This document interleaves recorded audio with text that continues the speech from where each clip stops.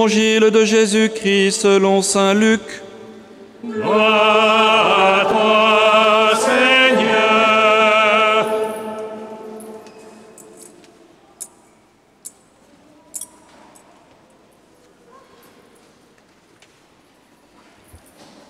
En ce temps-là, de grandes foules faisaient route avec Jésus. Il se retourna et il leur dit : « Si quelqu'un vient à moi sans me préférer à son père, sa mère, sa femme, ses enfants, ses frères et sœurs, et même à sa propre vie, il ne peut pas être mon disciple. Celui qui ne porte pas sa croix pour marcher à ma suite ne peut pas être mon disciple. Quel est celui d'entre vous qui, voulant bâtir une tour, ne commence pas par s'asseoir pour calculer la dépense et voir s'il a de quoi aller jusqu'au bout? Car si jamais il pose les fondations et n'est pas capable d'achever, tous ceux qui le verront vont se moquer de lui. Voilà un homme qui a commencé à bâtir et il n'a pas été capable d'achever. Et quel est le roi qui, partant en guerre contre un autre roi, ne commence par s'asseoir pour voir s'il peut, avec 10 000 hommes, affronter l'autre qui marche contre lui avec 20 000? S'il ne le peut pas, il envoie, pendant que l'autre est encore loin, une délégation pour demander les conditions de paix. Ainsi donc, celui d'entre vous qui ne renonce pas à tout ce qui lui appartient ne peut pas être mon disciple. » Acclamons la parole de Dieu. Louange à toi, Seigneur Jésus.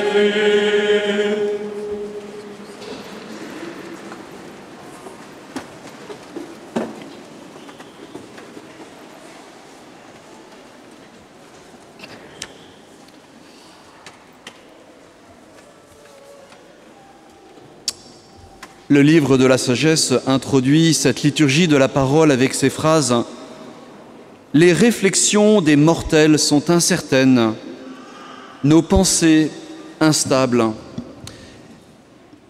Et en effet, nous sommes présents, frères et sœurs, avec nos légitimes préoccupations, rentrée scolaire, éventuellement des séparations, départ d'amis qui nous étaient chers, départ de membres de la famille. Nous sommes aussi avec tous les bruits de ce monde que nous avons laissés bien sûr dehors, mais qui peuvent encore traverser notre esprit. Ces bruits sont proches de nous. La guerre en Ukraine, la menace nucléaire, le réarmement des nations, la menace sur Taïwan, le coût de l'énergie, la transition écologique, l'identité de la France, etc.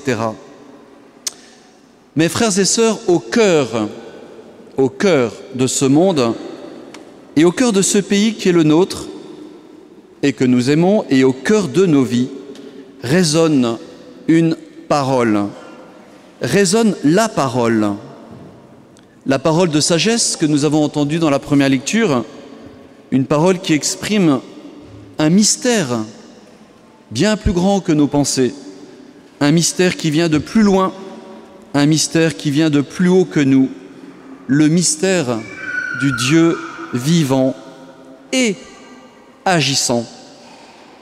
Cette parole, cette liturgie de la parole, nous communique une parole de vie.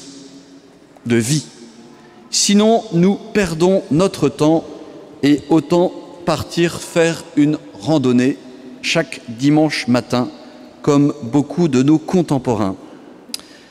Frères et sœurs, 3 mots-clés traversent aujourd'hui l'Évangile. 3 mots. Je vous propose de les reprendre avec vous.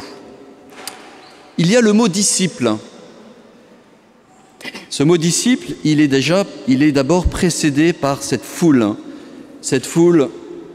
dont parle saint Luc. En ce temps-là, de grandes foules faisaient route avec Jésus. Cette foule, ce sont des personnes qui ont été séduits il y a 20 siècles par Jésus. Ils trouvent que la vie avec lui, c'est plutôt sympathique.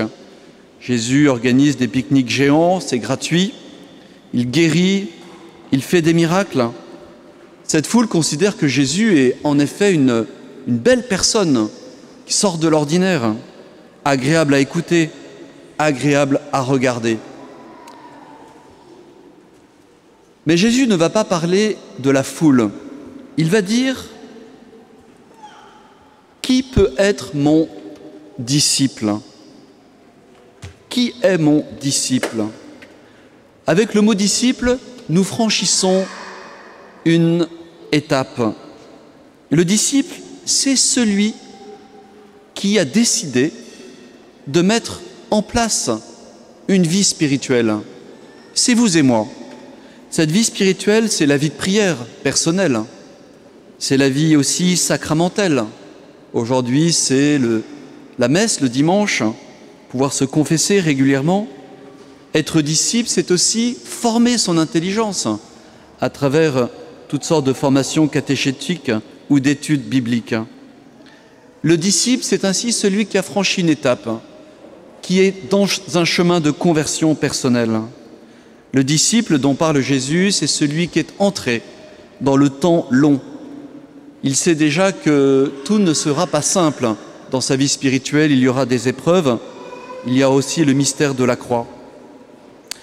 Et c'est là que Jésus parle de préférence.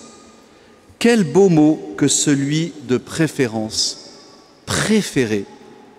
Préférer n'est pas exclure, n'est pas écarter.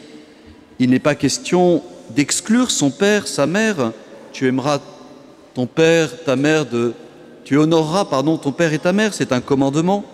Ta femme, tes enfants, tes frères et sœurs. Il n'est pas question évidemment d'écarter qui que ce soit, il est question de préférer.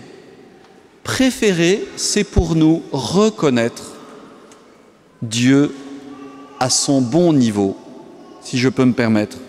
Reconnaître que Dieu est Dieu. Il est ce mystère indépassable, plus grand, plus haut que tout. Et il convient que si Dieu est Dieu, alors nous l'accueillons à la place qui lui revient. Il est le Dieu de ma vie. Et c'est ainsi que je vais lui rendre hommage, non seulement en le choisissant, c'est ce que nous avons déjà fait comme en venant dans cette église, mais je lui rends hommage en le préférant. Dieu aime que nous aimions. Dieu est amour et le propre de la vie chrétienne, c'est de déployer cet amour qui vient de Dieu. La question est de le préférer. Nous allons voir comment nous pouvons le préférer.